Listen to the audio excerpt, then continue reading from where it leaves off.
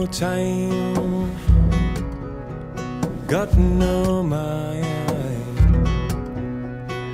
for the line in this life, no time to think. Toute cette semaine, c'est Nicolas, le chef de l'Ebresse à la Bresse, qui nous ouvre les portes de sa cuisine. On s'occupe de la première recette de cette semaine. Donc avec endives, jambon et fromage. Qu'est-ce que tu vas nous faire avec ça, Nicolas? Du coup, on va préparer un amuse-bouche avec ça et on va revisiter un petit peu l'endive au jambon traditionnel. Ça marche. Donc, c'est parti. Bon, on y va. On y va. Allez. Ouais. Alors, on commence par quoi? Dis-moi. Bah, du coup, si tu veux bien, je vais te laisser tailler les endives. D'accord. Donc ça, c'est endive crue, hein? Exactement, de l'endive crue. Donc tu prends les petites feuilles et on les mince vraiment assez fin, quoi. D'accord, ok. En attendant, moi, je vais couper un petit peu des petits dés de jambon. Oui. Donc là, l'idée, c'est vraiment de retrouver l'endive au jambon, en tout cas les codes et le goût surtout. Exactement. On aura le côté traditionnel de l'endive au jambon avec l'endive braisée. D'accord. Et on va apporter un petit peu de croquant avec l'endive crue. Et donc c'est quelque chose qui va se manger chaud forcément. Voilà, chaud et tiède avec les endives croquantes. Et puis bon, on abandonne l'idée de la béchamel. Oui. Donc là, on fera fondre un petit peu de comté 24 mois avec. Ah, pour le côté un peu gourmand. Exactement. Et puis on fait un petit jus au marsala pour rehausser le goût. D'accord. Alors toi, tu voulais pas partir sur de la béchamel, pourquoi? Justement pour gagner un peu en légèreté. Voilà, ça va apporter un petit peu de finesse. Plus on fait un amuse-bouche. Si on commence avec une béchamel, on a plus faim après. Bon, après, j'imagine que ta cuisine, c'est quand même une cuisine montagnarde. Enfin, en tout cas, quand je dis montagnarde, c'est plutôt de la cuisine un peu costaud. Enfin, on vient ici, puis après Alors, on essaie quand même d'affiner un petit peu tout ça. D'accord. Justement, tu veux la rendre gourmande, mais sans que ça soit trop lourd. Sans excès, exactement.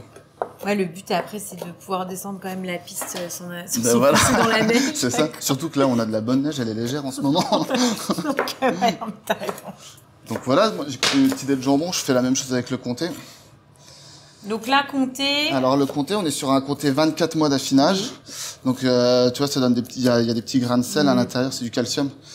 Ça apporte énormément de goût. Et puis c'est pareil, ça change du gruyère classique, quoi. Oui, puis alors là, pour le coup, il faudra faire aussi attention à l'assaisonnement, parce que s'il est déjà bien salé. Ouais, alors tu vas voir, je rajoute quasiment pas de sel, parce que le jus, c'est une réduction, c'est un fond de veau qu'on fait. Dedans, je le déglace au marsala. D'accord, ouais, donc et ça va déjà donner quelque chose d'assez salé. Ça te va, ça? C'est parfait. Là, on a des produits on a quelques produits locaux. Ouais, alors là, notamment les endives. Les endives, on va les chercher à la ferme aux Hirondelles à Thiéphos. D'accord.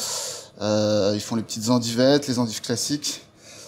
L'avantage, c'est que on fait travailler les agriculteurs du coin et surtout le goût, rien à voir, quoi. C'est de l'extra frais. On va les chercher, il les a à peine récoltés, c'est top, quoi. Après, ça, t'essayes au maximum d'aller chercher justement des produits dans le coin? Le plus possible. Et surtout qu'à l'heure actuelle, on a de plus en plus de mal à trouver des produits, alors autant aller les chercher à côté de chez nous, quoi. Donc là, tu termines de couper donc le comté. Le comté. Donc on a les endives crues, le jambon, le comté. On va faire revenir les endives que tu as cuites. On va refaire braiser, remettre en température.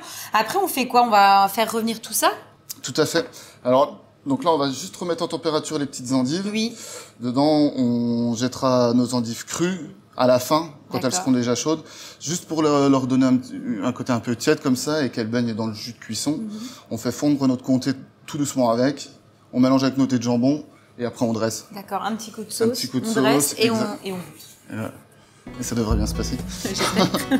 Got no time, got no mind for the line in this life, no time to think, time for sleep now, time to sink way into the blue.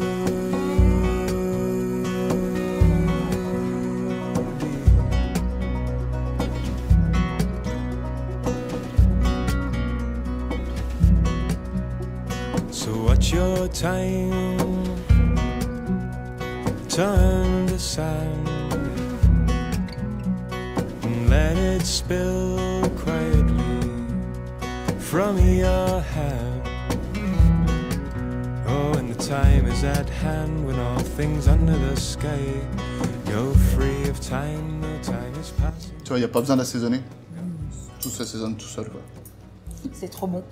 C'est trop bon parce qu'effectivement, tu retrouves le goût des endives au jambon, mais mine de rien, avec le fromage comme ça, en plus qui a du caractère, c'est trop bon. Franchement, souvent les enfants, par exemple, ils sont pas très fans de l'amertume. Et là, ça s'efface tout doucement. Et donc, non, c'est bon. Moi, j'ai 2 enfants, 7 ans et 4 ans. Ils aiment bien. Ils adorent ça, du coup.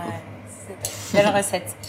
Alors ensuite, qu'est-ce que tu nous proposes, Nicolas? Du coup, on va rester quand même dans la saison, là. Et je suis parti sur un tartare de gibier fumé. Oui.